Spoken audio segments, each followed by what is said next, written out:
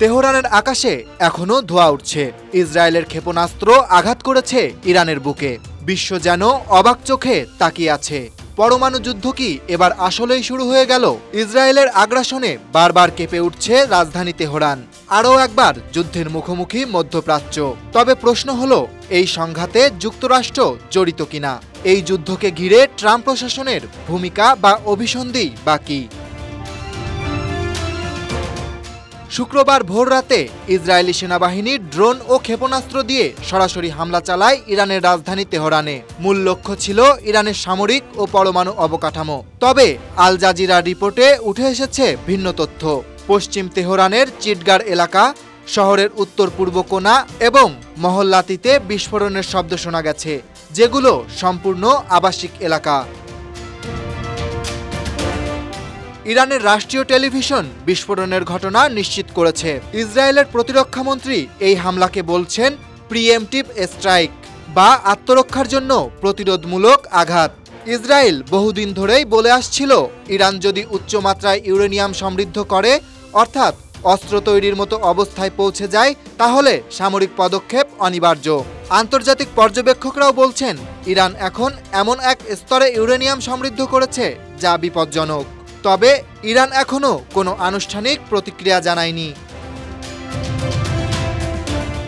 তেহরানে যখন বিস্ফোরণ হচ্ছিল, ঠিক তখন হোয়াইট হাউসে লনে প্রেসিডেন্ট ডোনাল্ড ট্রাম্প করমর্দন ও ছবি তুলছিলেন কংগ্রেস সদস্যদের সঙ্গে। বার্তা সংস্থা এপি জানায়, ট্রাম্পকে তখনই হামলার কথা জানানো হয়েছে কিনা তা স্পষ্ট নয়। তবে আগের রাতে ট্রাম্প হুঁশিয়ারি দিয়েছিলেন, মধ্যপ্রাচ্যে ভয়াবহ সংঘাত আসছে।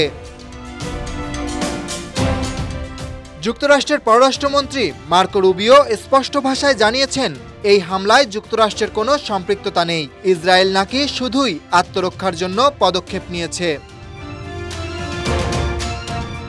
তবে আশ্চর্যের বিষয়, যখন এই হামলা হয়েছে তখন ট্রাম্প প্রশাসনের বিশেষ দূত স্টিভ উইটকফ ইরানি কর্মকর্তাদের সঙ্গে 5 দফা বৈঠক করে একটি নতুন পরমাণু চুক্তির রূপরেখা তৈরি করছিলেন। এখন প্রশ্ন উঠেছে, এই হামলা কি সেই আলোচনা ব্যর্থ করার কোনো কৌশল কিনা?